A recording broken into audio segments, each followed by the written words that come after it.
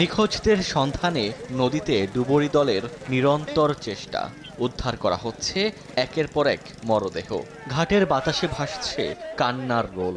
নদী পারে শোকাহত স্বজনরা।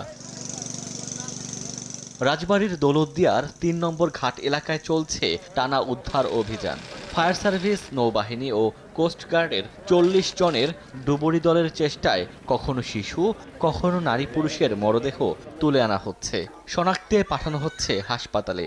পরীক্ষা নিরীক্ষার পর মরদেহ বুঝে নিচ্ছেন স্বজনরা। এখনো নিখোঁজ অনেকে।